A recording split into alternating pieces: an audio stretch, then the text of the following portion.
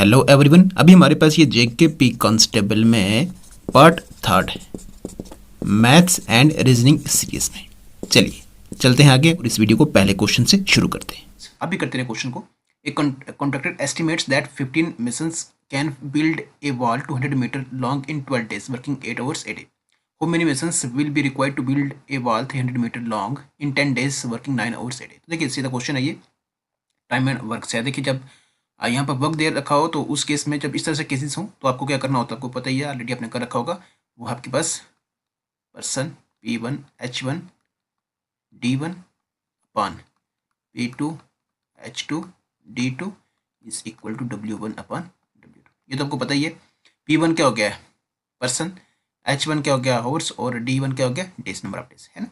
उसी तरह से W1 क्या हो गया, वर्क 1 हो गया, वो सिमिलरली नीचे भी वैसे ही है। देखिए यहाँ पर 15 मेसन्स, मेसन मतलब ये मिस्त्री है ना, काम करने वाला। तो क्या है, 15 masons can build a wall 200 metre long in 12 days। तो देखिए यहाँ पे मेसन्स कितने, मतलब पर्सन कितने, यहाँ पर P है, यहाँ पर 15। आगे आप देखिए बिल्ड ए वॉल 200 मीटर, तो वर्क W1 ये कितना है, 200, W1 इतना है। उसके बाद डेज देखें D1 12 days, तो H1 यहाँ पर कितना है, H1 देखेंगे तो वो है 8। ठीक है जी। आगे आप देखें मेसन्स, हो मेनी मेसन्स, हमें यहाँ पर नंबर ऑफ मेसन्स निकालना है। ठीक है, मतलब P2 हमें निकालना है।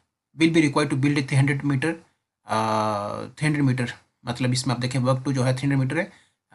इसमें D2 कितना है, वो 10 days है, और ओवर्स कितने हैं वो, मतलब H2 कितना है वो 9 है। तो वैल्यूज डालिए अपने, सिंपल आपको सीधा। ठीक है, अब देखें विच इम्प्लाइज यहाँ पर डालते हैं।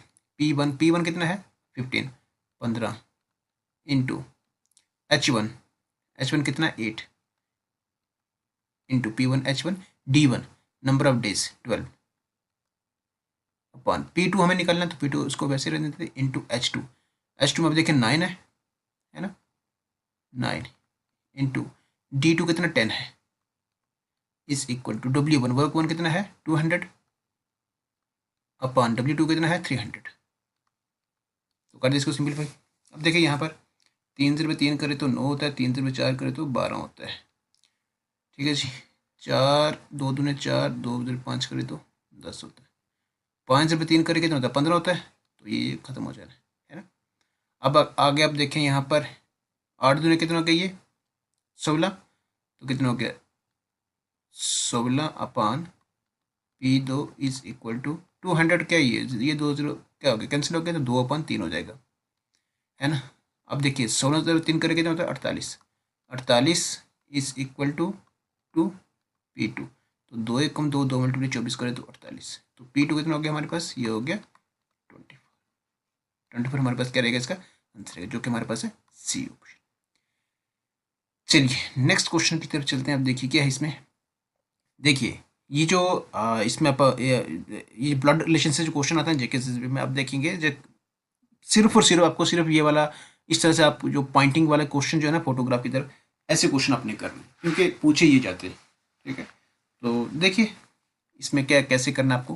Poynting to a women in a photograph, a man says she is the mother of the father of the daughter of the wife of my only son. देखिए करने का तरीका क्या आपको, देखिए यहाँ पर कौन कह रहा है, जो कह रहा है ना आपने उसको लेना होता है। ए मैन सेज, मैन कह रहा है, कौन, मैन को लिख लेना आपने यहाँ पर। उसके बाद आपने आ जाना इसमें जहां पर माई लिखा होगा।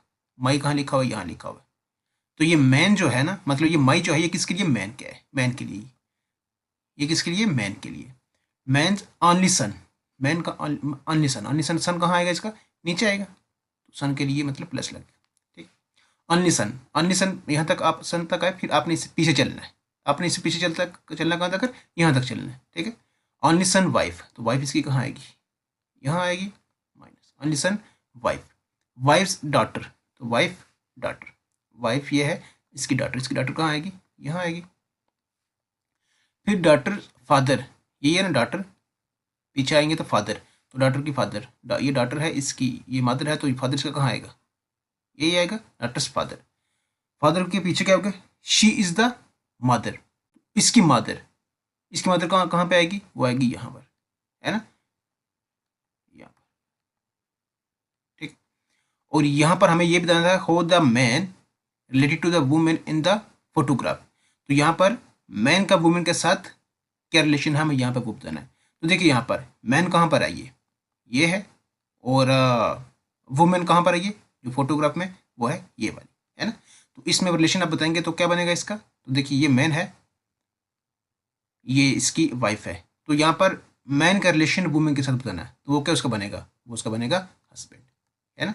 मैन का रिलेशन वुमेन के साथ क्या है, वुमेन का क्या है, वो है हस्बैंड, जो कि आपके पास बनेगा इसमें बी ऑप्शन, बी ऑप्शन का इसका करेक्ट आंसर बनेगा।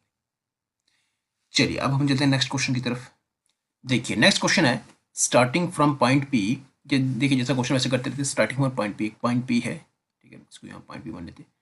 Aslam walked 18 metre towards south, तो 18 मीटर टू वर्ड्स साउथ ऐसे ही होगा। He turn to his left, तो देखिए जब ये नीचे की तरफ आ रहा है तो इसका लेफ्ट किधर होगा, इस तरफ होगा ना, लेफ्ट एंड वॉक 25 मीटर, तो 25 मीटर वो जा रहा है, चल रहा है। आगे अब देखें ही अगेन टर्न लेफ्ट, तो देखिए वैसे चल रहा है तो लेफ्ट उसका किस तरफ आएगा, ऊपर आएगा, और अब यहाँ पर कितना है वो 25 चल, again turn left and walk 18 metre, 18 है। देखो आपको ये भी सेम ना नहीं है, ठीक है ना। तो देखिए ना यहाँ से 18 कितना होगा, 18 इतना ही होगा ना, बिल्कुल इसी के सामने, क्योंकि ये भी तो 18 है इधर, है ना। He then again turn to his left, left आता है वो, एंड वॉकड 40 मीटर, तो देखिए अब वो इधर से इधर आएगा और 40 मीटर तक जाएगा वो, ठीक है, मान लीजिए यहाँ इसका 40 हो गया। एंड रिच पॉइंट क्यों, तो क्यों उसका यहाँ है। हो far is he from point P and in which direction, तो पॉइंट पी से वो कितने डिस्टेंस पर है और किस डायरेक्शन में है वो। अब देखिए यहाँ पर पॉइंट पी से, तो देखिए यहाँ तक आप देखेंगे तो ये 25 हो गया, नीचे से आप देखेंगे ना यहाँ से 25 ही हो गया, तो आगे कितना बचा फिर ये, यहाँ 40 है, 25 में से मतलब 40 से 25 निकाली, कितने बचेगा आपके पास 15, तो 15 आप देखेंगे यहाँ पर वो इसके किस तरफ है, यहाँ पर था है ना, तो इसके ये है वेस्ट, 15 मीटर वेस्ट, जो कि इसमें रहेगा कौन सा, ए ऑप्शन, ए ऑप्शन इसका करेक्ट आंसर। चलिए अब हम चलते हैं नेक्स्ट क्वेश्चन की तरफ। देखिए नेक्स्ट क्वेश्चन है in a certain code language, तो देखिए यहाँ पर अब देखें give me some is written as, उसको इस तरह से लिखा हुआ है, pass me water is written as इस तरह से लिखा हुआ है, सम वाटर नीडेड इसको इस तरह से लिखा हुआ है।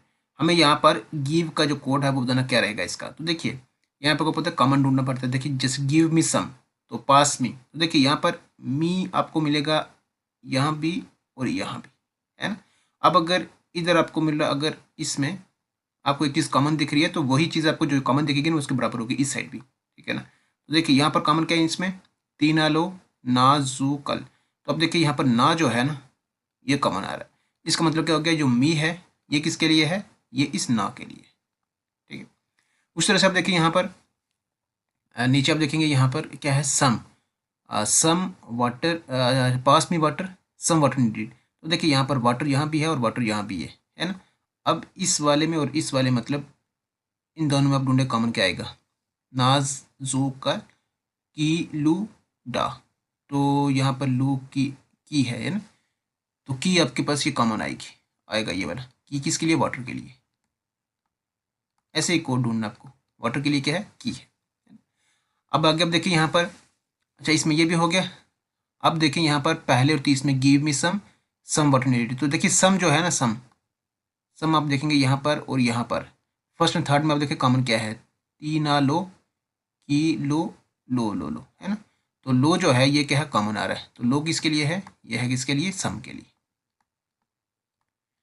देखिए तो देखिए यहाँ पर अब ये जो बचा खाली गिव, तो हमें गिव का भी बताना है, तो देखिए लो भी हो गया और ना भी हो गया, तो क्या बचेगा, टी बचेगा ना, तो गिव का क्या बचेगा, टी, ठीक है ना। तो ये बनेगा हमारे पास कौन सा, ये ऑप्शन। चलिए देखिए नेक्स्ट क्वेश्चन है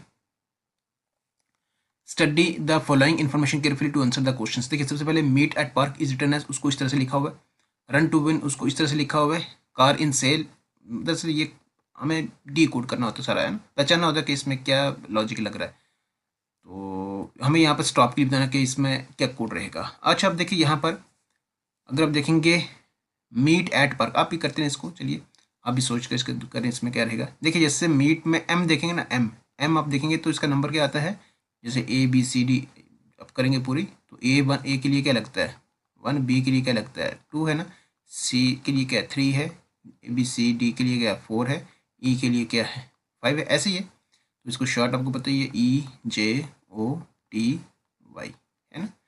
ई कितना हो गया 5, 10, 15, 20, 25 है ना। तो अब देखिए यहाँ पर एम आपके पास कितना आता है, एम अगर आप देखेंगे JKLM तो 13 आता है, एम के लिए क्या आता है 13। देखिए यहाँ पर 13 दे रखा है नीचे, ठीक है। अब अच्छा आगे अब देखें एट में आप देखेंगे ए के लिए क्या लग रहा है 1। उस तरह से पी आप देखेंगे ना, तो पी में देखिए ओ के बाद ओ 15 है तो पी कितना होगा 16 होगा।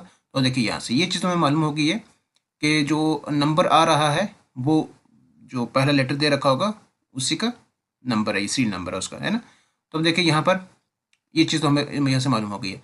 अच्छा अब देखिए यहाँ परसेंटेज टी है, यहाँ भी परसेंटेज के है और डॉलर टी है। देखिए यहाँ पर 1 2 मीट में आप देखेंगे तो कितने लेटर्स हैं 4, एट में कितने हैं 2, पार्क में कितने 4। तो आप देखिए यहाँ से एक चीज़ में ये भी मालूम हो रही है कि जहाँ पर 4 लेटर आ रहे हैं वहाँ पर परसेंटेज लग रही है, जहाँ पर 4 हैं वहाँ पर परसेंटेज, 4 लेटर में परसेंटेज लग रही है। उसी तरह से आप देखेंगे यहाँ पर नीचे आप देख लें रन में आप देखें आर का कितना 18 है, बिल्कुल सही है। टी आप देखें 20 है, तो मतलब आप इस चीज़ को देखेंगे ना तो ये ऐसे ही है सारा, ठीक है ना। मतलब उसी तरह से कार में आप देखेंगे कार इन सेल, उसको कार सी के लिए क्या 3 है। और मतलब आप अच्छा अब देखिए ये तो हमें मालूम हो गया ना इसमें, अब सिर्फ हमें ये मालूम करना है इसमें कि बीच में एट द रेट, देखिए जैसे 3 है, 3 लेटर है तो उसके लिए एट द रेट यहाँ लगा हुआ है, और 3 लेटर यहाँ भी है तो उसके लिए एट द रेट लगा हुआ है, मतलब 3 लेटर के लिए कितना है एट द रेट। चलिए हमें कुछ करना नहीं है इसमें, देखिए 4 लेटर हैं यहाँ पर, कितने हैं 4 हैं। और कैप्चा आगे वाले में भी कर सकते हैं, तो 4 लेटर के लिए क्या लग रहा है परसेंटेज लग रहा है, 4 के लिए क्या है परसेंटेज है। तो देखिए एस के लिए क्या होगा, एस कितना नंबर पर आता है OPQR, एस कितना 19 आता है, तो 19 बीच में आएगा परसेंटेज और लास्ट पे आपके पास क्या आएगा 19%। STOP है ना, तो लास्ट पे तो वैसे ही रखा हुआ है, वो रहेगा हमारे पास कौन सा पी, 19% पी। तो अब देखेंगे 19% पी जो है वो हमारे पास कौन सा है डी ऑप्शन, डी ऑप्शन किसका करेक्ट आंसर। चलिए देखिए नेक्स्ट क्वेश्चन है find the missing number in the series. तो इसमें हमें अपना मिसिंग नंबर जो है वो बताना है इसमें। तो देखिए 4 है, 5 है, 12 39 है, आगे खाली है, उसके बाद 805 है। तो आप देखेंगे यहाँ पर 4 5 12 39 खाली है और 805 है। अच्छा देखिए यहाँ पर अगर 4 जब 1 करते हैं 4 होता है, प्लस 1 करेंगे तो 5 हो जाएगा, है ना। 5 जब 2 करें तो कितना होता है 10, प्लस 2 करें तो कितना होता है 12, ठीक है। 12 जब 3 करें तो कितना होता है 36, 36 प्लस 3 करें तो 39 होता है। मतलब ऐसे ही आपको चलता दिख रहेगा, है ना। जब 3 में इसमें ऐसे है तो आगे वाले में भी ऐसे ही होना है। तो यहाँ पर कितना होगा मल्टीप्लाई करेंगे 4, 39/4 प्लस करेंगे 4, तो 39/4 करेंगे कितना होता है वो होता है 156, 156 प्लस 4 करें तो कितना हो जाएगा 160, ठीक है जी। तो जब आप इसको आगे किससे करेंगे 5 से करेंगे तो प्लस 5 करें, 16 पंजे कितना होता है 80, मतलब 800 प्लस 5 तो 805 हो जाएगा, वो ऊपर है ना। तो इसका मतलब ये 160 इसका क्या रहने वाला करेक्ट आंसर है। चलिए देखिए नेक्स्ट क्वेश्चन है find the next number in the series. देखिए यहाँ पर 2 है, 6 है, 15 है, 2 6 15 31 और 56। अच्छा देखिए यहाँ पर 2 6 का डिफरेंस निकालें, यहाँ पर कितना है 4, 6 और 15 का निकालें कितना है 9, 15 और 31 का कितना है 16, 31 और 56 का कितना है 56, 31 और 5 36 25। और देखिए यहाँ पर ये किसका स्क्वायर है 2 का, ये किसका है 3 का, ये किसका है 4 का, ये किसका 5 का। तो जाहिर सी बात है कि यहाँ के बाद कितना होना है 6 का स्क्वायर होना है ना, 36 है ना। तो 31 प्लस 25 करें तो कितना हो गया 56 हो गया। तो 56 प्लस आप करेंगे कितना 36 36, तो 6 6 कितना हो गया 12, 2 1 बच गया, 5 3 8 और 1 2 92 है ना। तो 92 कहाँ पर आई है ए ऑप्शन इसका आंसर। देखिए नेक्स्ट क्वेश्चन है, देखिए क्या है question pointing to a women in the photograph Nisha said. यहाँ पे कौन कह रहा है निशा, जैसे अभी ऊपर क्वेश्चन करा वैसे ही निशा कह रहा है, निशा ने कहा ये। अब देखिए निशा के जहाँ माई लिखा होगा इसका मतलब वो निशा ही है, ठीक है ना। माई किसके लिए लगेगा जो कह रहा है यहाँ पर, तो निशा के लिए ये निशा है। निशा माई मदर मतलब निशा मदर, निशा मदर कहाँ आएगी यहाँ आएगी, मदर उसकी माइनस है ना। मादर, मादर के पीछे आप देखेंगे सन इन लॉ, तो मादर का सन इन लॉ, ये मादर है इसकी, तो सन इन लॉ इसका कहाँ आएगा, वो इसका आएगा कहाँ पर, यहाँ पर आएगा, यही नीचे आएगा ना, सन in law, sun in law है ना, सन in law, sun in law का पीछे आप देखेंगे her son's father, son in law मतलब वुमेन सन्स फादर, कौन, ये son in law, women's son's father, women son's father, तो वुमेन का सन होगा मतलब यहाँ वुमन होगी, है ना, उसका सन होगा, उसका सन कहाँ होगा, यहाँ होगा, वुमेन सन, सन्स फादर, तो फादर उसका यहाँ होगा ना, तो वुमेन कहाँ पर है, ये है ना, वुमेन सन्स फादर, तो अगर ये इसका फादर है, इसका मतलब ऐसे बनेगी ये, ठीक है ना। तो अब देखिए यहाँ पर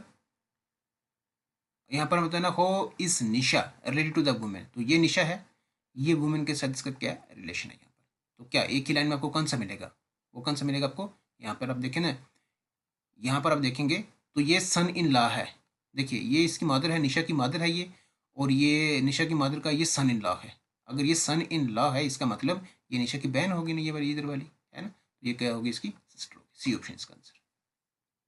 चलिए देखिए नेक्स्ट क्वेश्चन है, 3 taps A, B and C can fill a tank in 12, 15 and 20 hours respectively, ठीक है जी।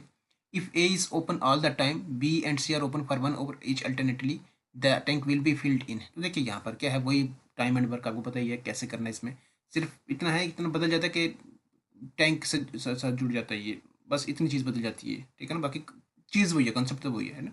तो देखिए यहाँ पर 1 घंटे में अल्टरनेटली काम हो रही है, तो देखिए ए जो है वो लगातार करते रहेगा, ए का 1 घंटे का काम करते हैं यहाँ पर वो कितना 1/12 है, उसी तरह से बी का 1 घंटे का काम कितना है 1/15 है, उसी तरह से सी का 1 घंटे का काम कितना है 1/20 है। अब अच्छा देखिए यहाँ पर क्या है, इफ इज ए जो ओपन ऑल द टाइम, ए जो ओपन रहेगा, बी और सी जो है वो अल्टरनेटली 1 घंटे के लिए काम करेंगे, ऐसे ऐसे ही है, ठीक है। तो देखिए यहाँ पर मतलब पहले आप देखें ए प्लस बी होगा 1 घंटे के लिए, उसी तरह से फिर ए प्लस सी का होगा 1 घंटे के लिए, ए प्लस बी मतलब 1/12 प्लस 1/15 ऐसे ही होगा, उसी तरह से ए प्लस सी का कितना होगा 1/12 प्लस 1/20 ऐसे ही होगा। निकाल दे इसका 12 से 5 करें तो कितना होता है 60 होता है, 15 चौके 60, 5 4 9 9 कितना हो गया 60 हो गया। उसी तरह से यहाँ पर आप देखें 12 से 5 करें तो 60, या आई होप ये मालूम होगा ये जो हम अभी कर रहे हैं एलसीएम ले रहे हैं इसका, ठीक है ना, 20 से 3 करें तो कितना होता है 60 होता है। अब देखें यहाँ 5 दिन कितना हो गया 8, 8 कितना हो गया 60, ये 1 घंटे का है, अगला 1 घंटा जो है वो ऐसे इतना काम हुआ है। तो 9 और मतलब दोनों का आप देखेंगे 2 घंटों में, 2 घंटों में कितना काम हुआ ये, तो 9/60 प्लस 8/60, तो 9 8 कितने हो गए 17, 2 घंटों में कितना काम हुआ है 17/60 इतना वर्क हुआ है, 2 घंटों में 17/60 वर्क हुआ है। 17/60 का मतलब क्या हो गया, देखिए पूरे 60 पार्ट्स हैं, 60 में से 17 पार्ट्स जो है ना वो 2 घंटों में हुए, कितने में 2 घंटों में। देखिए ना 17 मल्टीप्लाई अगर आप करते हैं कितना 17 से 3 करें तो 51 होता है, कितना होता है 51, मतलब 51 पार्ट्स जो है ना वो कंप्लीट हो रहे हैं कितने घंटों में 2 घंटों में। अगर 17 हो रहे हैं 4 घंटों में कितने हो जाएंगे 17 से 2 करें कितना हो गया 34 34, फिर अगले 2 घंटे और मतलब 6 घंटों में कितना हो जाएगा 51, 6 घंटों में 51 पार्ट जो है वो कंप्लीट हो जाएगा वर्क, ठीक है ना, वो वर्क हो जाए। अब बचा कितना 51 कंप्लीट हो गया, बचा कितना है वो बचा 9, कितने में से 60, 60/9 जो है वो वर्क बचा है। देखिए 60/9, ए प्लस बी जो है उनका 1 घंटे का काम कितना है, 1 घंटे का काम कितना है 1/12, अभी हमने देखा ना यहाँ पर करने की जरूरत नहीं है। ए प्लस बी का 1 घंटे का काम कितना है 9/60 है, आप निकाल सकते हैं यहाँ पर वो कितना है 9/60, 1 घंटे का काम 9/60 है ए प्लस बी का, तो 9/60 हमारे पास बचा हुआ है, 6 घंटे ये हो गए और 1 घंटा और लगेगा क्योंकि 9/60 वर्क बचा हुआ है ना, और 9/60 वर्क जो है वो ए प्लस बी कंप्लीट करता है 1 घंटे में, ठीक है ना। तो इसका मतलब क्या हो गया 6 घंटे ये हो गया और एक ये वाला हो गया, कितने हो गए पूरे 7 घंटे। आई होप आपको ये समझ आया होगा, इसमें क्या रहेगा डी ऑप्शन इसका आंसर रहेगा। चलिए देखिए नेक्स्ट क्वेश्चन की तरफ चलते हैं अब हम। देखिए नेक्स्ट क्वेश्चन है A B C and D are playing cards on a square table, A is partner with C and B is partner with D. देखिए यहाँ पर क्या है ए बी सी डी है स्क्वायर टेबल पर जो card खेल रहे हैं, ए और सी जो है एक साथ है और बी और डी जो है वो एक साथ है। D is to the right of C, D जो है वो सी के राइट पर है, ये दे रखा है the face of C is towards west. देखिए यहाँ से ये दो चीजें दे रखी हैं। Find the direction that D is facing towards, D किस तरफ फेस कर रहा है, उसकी डायरेक्शन मतलब किस तरफ है, किस डायरेक्शन को फेस कर रहा है वो हमें यहाँ पर ये बताना है। अच्छा देखिए यहाँ पर सिक्योर टेबल है तो आप सीधा आपको पता है ये सिक्योर, यहाँ पे चल जा ऐसे ही है। इसमें आप देखें एक चीज क्या देखिए, यहाँ face of C is towards west, जो सी है वो उसका फेस वेस्ट की तरफ है, मतलब सी या तो यहाँ आएगा या फिर यहाँ आएगा। लेकिन पीछे जो कंडीशन दे रखी है यहाँ से हमें पता चल जाएगा D is to the right of C, D जो है वो सी के राइट पर है और सी वेस्ट की तरफ है। देखिए अगर यहाँ से वो वेस्ट की तरफ है, मतलब वेस्ट की तरफ है वो उसका फेस अगर है, तो उस केस में राइट उसका किधर आना है, ऊपर की तरफ आना है और लेफ्ट नीचे है। तो डी जो है वो सी के राइट पर है, तो मतलब डी कहाँ आएगा, यहाँ आएगा। ऐसा ही है सी और डी यहाँ पर होगी। अच्छा आप ऊपर देखेंगे ए और सी पार्टनर जो है ये एक साथ हैं, ए और सी, तो इसका मतलब ये आपस में क्या होंगे, ऑपोजिट होंगे ए और सी। और इसी तरह से यहाँ पर क्या बचेगा, बी बचेगा। अच्छा तो देखिए यहाँ पर सी वेस्ट की तरफ है, डी भी आप देखेंगे वेस्ट की तरफ है।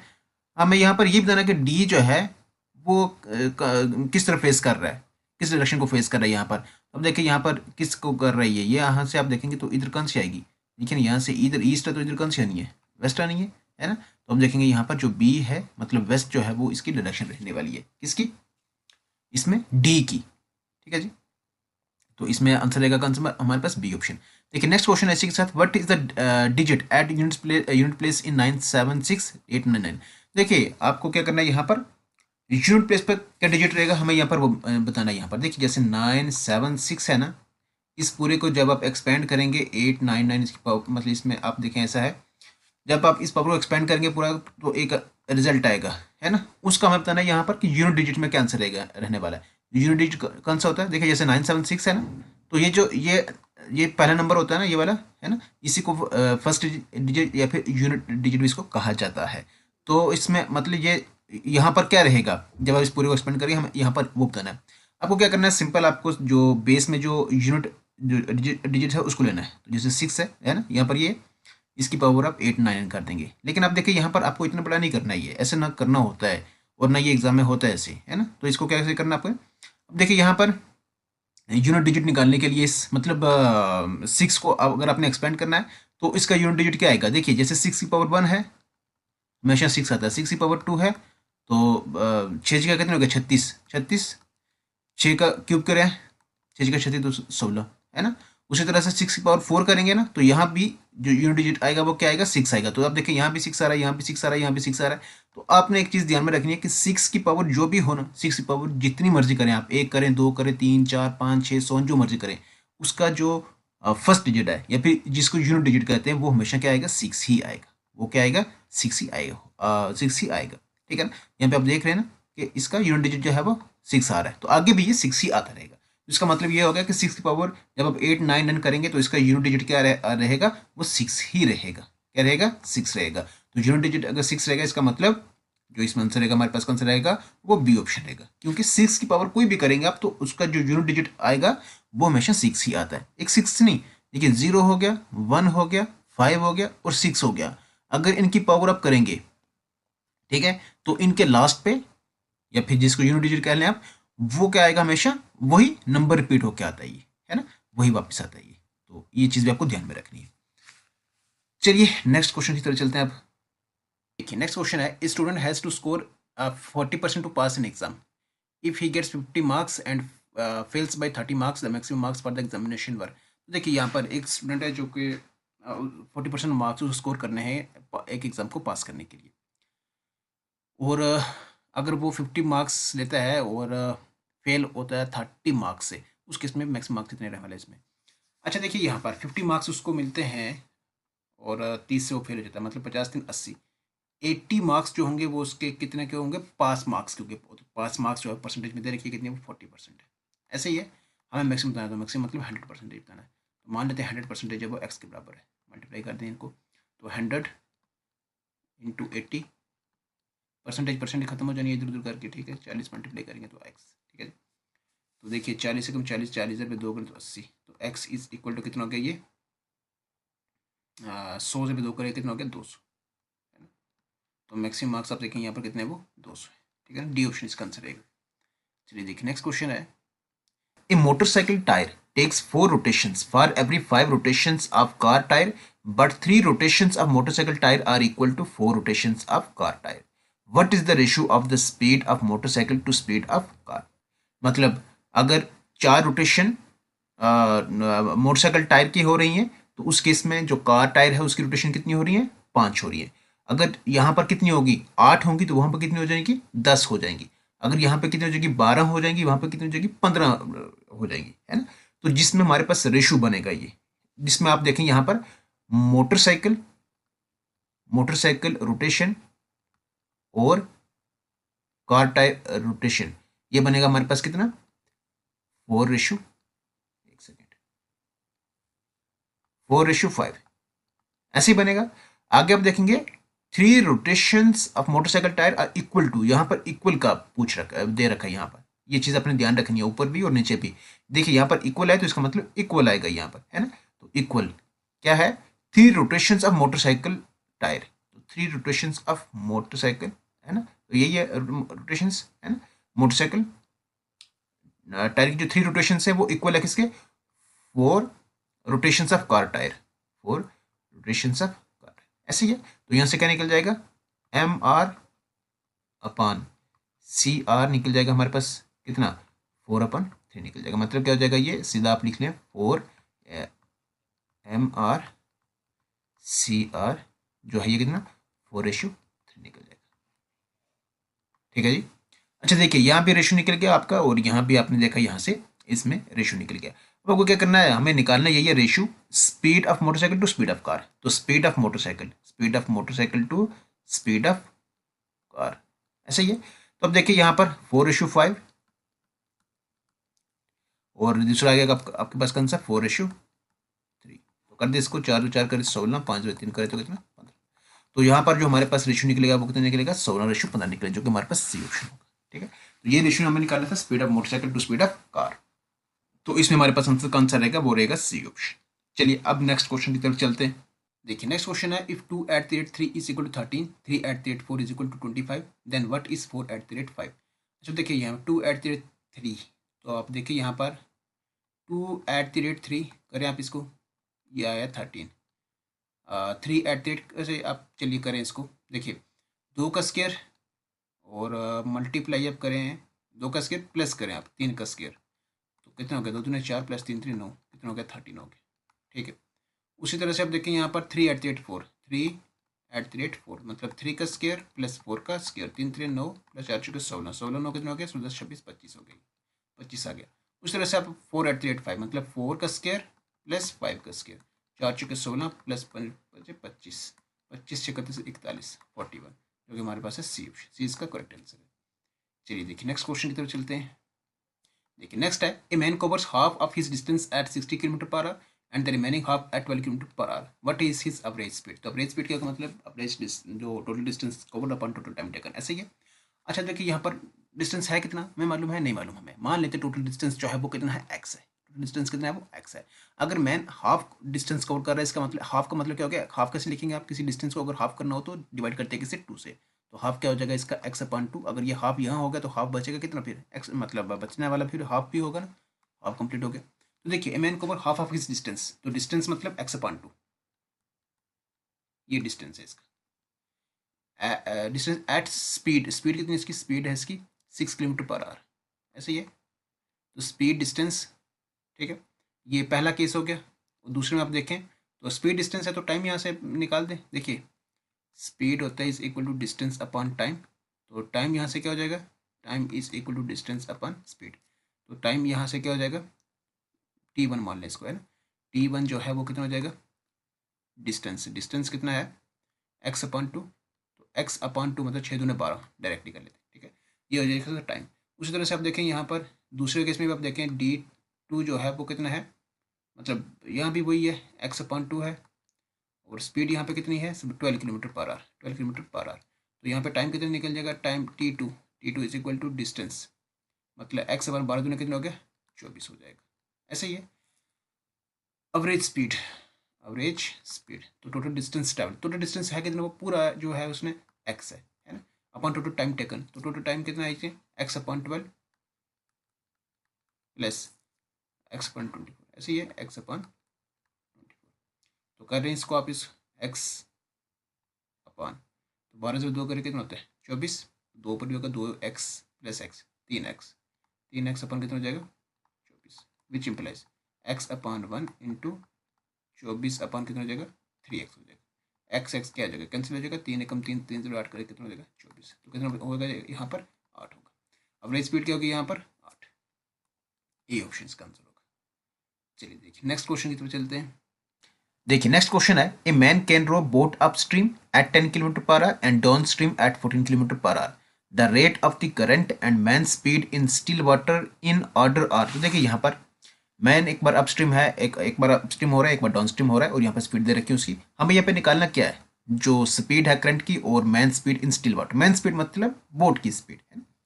देखिए यहाँ पर आपको पता ही है कि एक बार हम क्या करते हैं, इसमें स्ट्रीम की स्पीड लेते हैं और साथ साथ बोट की स्पीड भी लेते हैं।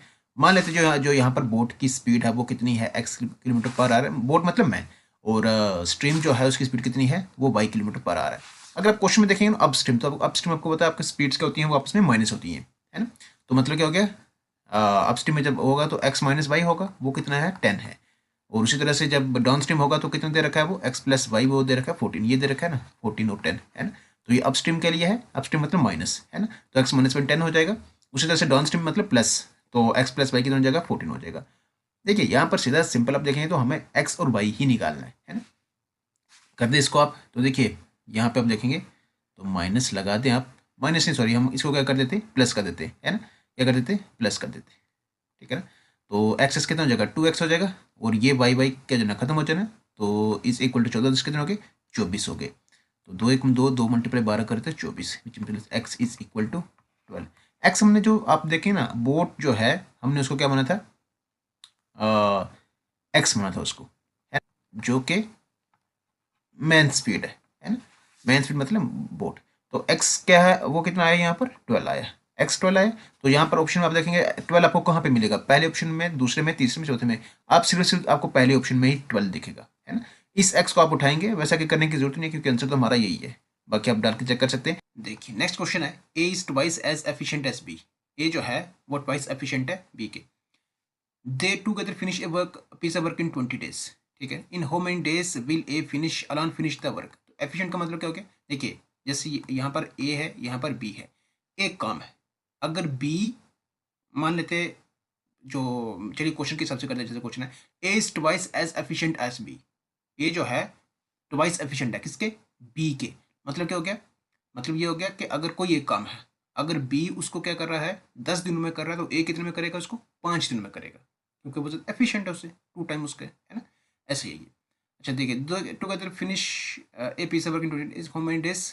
देखिए अब हमें तो पता नहीं है कि इसमें बी ने कितने डेज लिए, मान लेते हैं हम बी ने जो ली है वो कितने लिए 2x लिए, है ना। बी ने जो लिए वो कितने 2x लिए, तो ए ने फिर कितने लिए होंगे x लिए होंगे, ठीक है ना। मतलब अगर बी ने 20 दिन लिए हैं तो ए ने कितने लेने हैं फिर 10 डेज लेने इसने। अच्छा देखिए they together finish a piece of work in 20 days, 20 days में उस काम को वो कंप्लीट कर रहे हैं। तो मतलब क्या हो गया, ए का एक दिन का काम कितना होगा 1/x प्लस बी का बी का एक दिन का काम कितना होगा 1/2x, ठीक है ना। तो ये दोनों का एक दिन का काम कितना होगा 1/20 के बराबर होगा, 20 में पूरा कंप्लीट कर दें इसको आप 2x इंटू मतलब 2x plus x plus 3x अपान कितना हो जाएगा 2x स्क्वायर हो जाएगा, इज इक्वल टू 1/20 हो जाएगा। एक्स स्क्वायर और एक्स यहाँ से क्या जाएगा कैंसिल हो जाएगा, 20 कितना हो गया 60 इज इक्वल टू 2x। तो देखिए 2 1 2 2 मल्टीप्लाई 30 का तो 60, तो x इज इक्वल टू कितना हो जाएगा 30, ठीक है। हमें यहाँ पर ये पूछा है कि ए एलान कितने जो काम है कितने दिनों में इसको फिनिश करेगा, ठीक है। तो कितना है ये 30, बी ऑप्शन, बी इसका क्या करेक्ट आंसर है। चलिए देखिए नेक्स्ट क्वेश्चन है, A pump can fill the tank in 2 hours. Because of a leak, it took 7.3 hours to fill the tank. क्या है, एक पंप जो एक पंप जो है वो एक टैंक को फिल करे 2 घंटों में, लेकिन आगे आप देखेंगे बिकॉज ऑफ लीक होने की वजह से it took 7.3 hours to fill the tank. उसमें लीक होने की वजह से जो टैंक है उसको कितना टाइम लग रहा है 7.3 आवर्स लग रहा है उसको फिल होने में। The leak can drain all the water of tank in how many hours. तो कितने घंटों में वो जो लीक है ना उस पूरे वाटर को टैंक से ड्रेन कर देगा, मतलब वहां से निकाल देगा। तो अब देखिए यहाँ पर वही टाइम एंड वर्क में आप देखेंगे तो जो टैंक है वो 2 घंटों में फिल हो रहा है, तो 1 घंटे में कितना होगा, मतलब आप देखें यहाँ पर 1 आवर में अगर आप देखेंगे 1 घंटे में, मतलब काम आप देखें है ना 1 घंटे में कितना होगा, 1/2 होगा, यही वर्क होगा। वो पता ही है क्या है ये। आगे आप देखें यहाँ पर जब लीक होगा, लीक होने की वजह से आप देखें 7.3 आवर्स लग रहे हैं उसको टैंक को फिल होने में, 7.3 आवर्स, तो 1 घंटे में कितना होगा, देखिए 7/3 आवर्स में आप देखें तो मतलब एक वर्क हो रहा है, ऐसे ही है 7.3 आवर में। तो वन में क्या होगा, इस 7/3 को आप यहाँ हाँ नीचे ले आएंगे ना, तो वन यहाँ वन कितना हो जाएगा, 1/7/3, जब इसको आगे करेंगे तो ये कितना हो जाएगा, 3/7 हो जाएगा, है ना। तो मतलब 1 घंटे में कितना हो जाएगा, ये 3/7 हो जाएगा। देखिए यहाँ पर 1 घंटे में कितना टैंक फिल हो रहा है, पहले केस में आप देखेंगे तो 1/2 है। जब लीक हो रहा है ना, तो लीक होने की वजह से 1 घंटे में कितना टैंक फिल हो रहा है, वो हो रहा है 3/7। अब देखें यहाँ पर इसमें जो लीक हो रहा है ना वो कितना हो रहा है, हमें वो इसके डिफरेंस से मालूम होगा, मतलब 1/2 -3/7, ठीक है, इज इक्वल टू, तो 2 × 7 कर दें 14, 7 × 2 कर दें 14, तो नीचे कितना हो जाएगा 14, ऊपर कितना हो जाएगा 7, और -3×2 = 6, 1/14। देखिए यहाँ पर ये जो डिफरेंस है, मतलब जब आप डिफरेंस निकालेंगे तो उसमें हमें मालूम पड़ेगा कि 1 घंटे में कितना वहां पर जो है वो उसमें लीक हो रहा है। तो यहाँ से आप देखें यहाँ पर तो 1/14 जो है यहाँ पर वो 1 घंटे में कितना लीक हो रहा है, 1/14, 1 घंटे में 1/14 हो रहा है। तो 14 में कितना होगा, मल्टीपल 14 कर दें, तो और डायरेक्टली आपको पता ही है कि लास्ट में आपको क्या करना पड़ता है, ऊपर का नीचे और नीचे का ऊपर करना आपको, है ना। तो यहाँ से कितना हो जाएगा, वो 14 हो जाएगा, क्या हो जाएगा 14। तो 14 आवर्स आपके पास क्या रहेगा, इसमें आंसर रहेगा, ठीक है जी। तो इसमें आंसर कौन सा है, वो है ए ऑप्शन, ए ऑप्शन का इसका करेक्ट आंसर है। आई होप आपको ये समझ आया होगा।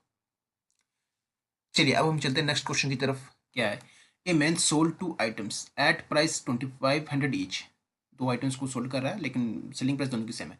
On one he gain 20% and on an other he lost 20%, find his loss gain percent. देखिए जब भी ऐसा क्वेश्चन हो जिसमें सेलिंग प्राइस सेम हो और गेन और लॉस जो है ना वो सेम परसेंट दे रखा हो, उस केस में आपको कुछ नहीं करना होता, सिर्फ सिंपल आपको याद रखना x² / 100 कर देना, उसमें क्या कर देना आपने, x², x मतलब परसेंट, ठीक है।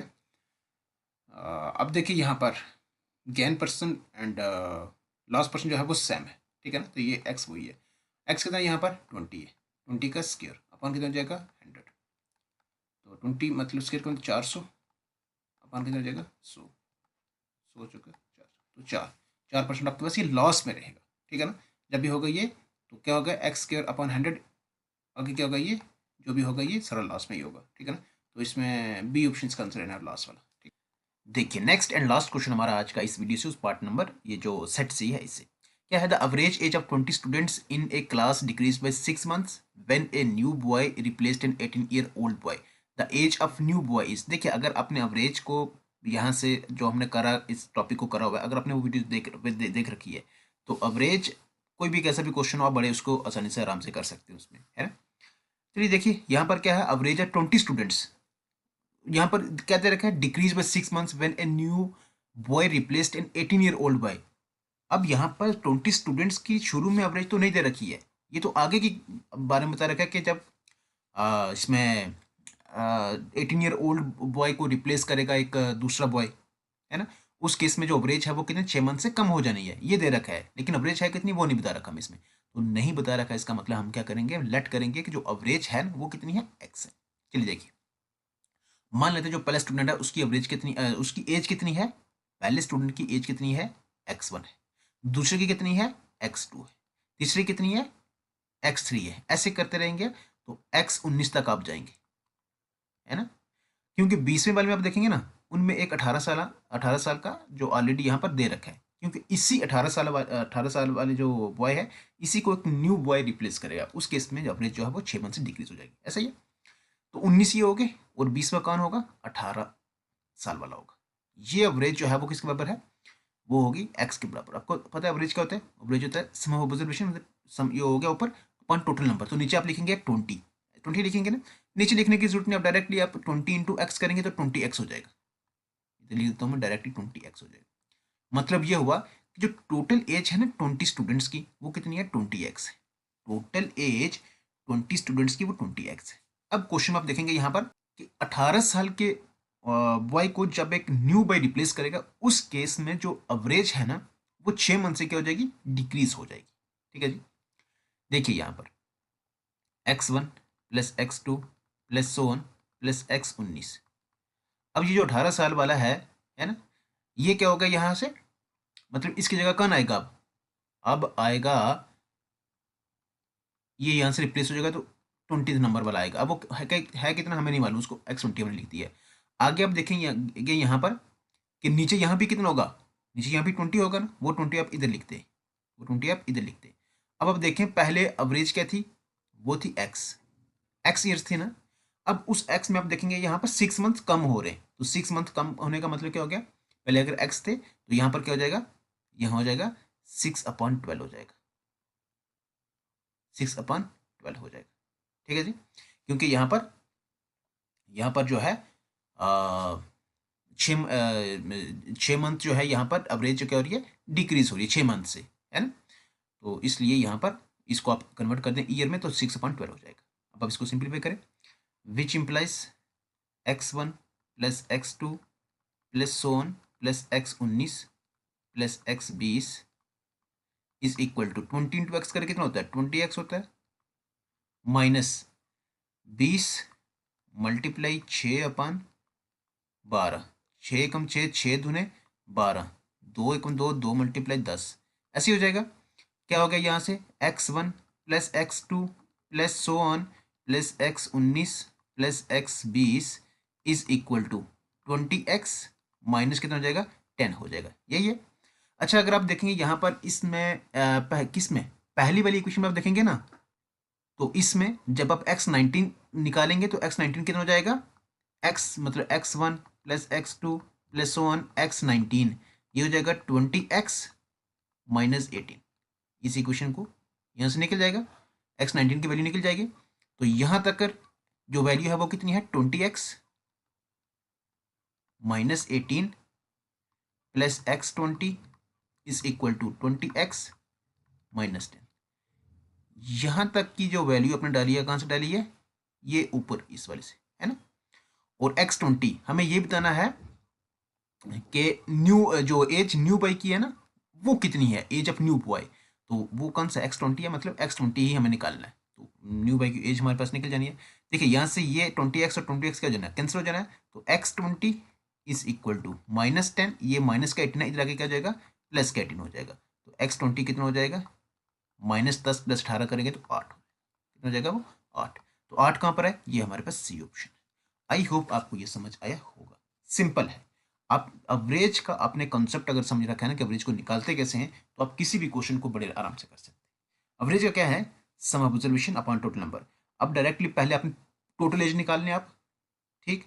तो मतलब जब भी आपने एवरेज का क्वेश्चन करने हो ना तो उसमें टोटल निकालना आपने, और टोटल से ही आप क्या कर सकते हो, क्वेश्चन को बड़ी आसानी से कोई भी चीज़ पूछ रही है आप उसको निकाल सकते हैं। अगर आपने ये नहीं देखा तो आपने पहले जाके एवरेज की एक वीडियो है, ठीक है जी, क्वेश्चन ज़्यादा नहीं है बट जो भी है कंसेप्ट पूरा इसमें क्लियर है, तो वो आपने जरूर देखना है। तो जब आप उसको देखेंगे तो कैसा भी क्वेश्चन होगा ना एवरेज का, बढ़िया आसान से उसको निकालते हैं। ठीक है, चलिए अब मिलेंगे आपसे नेक्स्ट वीडियो, मतलब नेक्स्ट पार्ट सी तक हो गया तो डी पार्ट के साथ मिलेंगे। जब तक आपका एग्जाम होता है जितनी कोशिश करेंगे कि जितना हो सके आपको उतने पार्ट जो है उसके मिले। ठीक है, तो चलिए अभी तक के लिए अब इस वीडियो को यहीं करते हैं स्टॉप। तो मिलते हैं आपसे नेक्स्ट वीडियो में, मतलब पार्ट डी के साथ।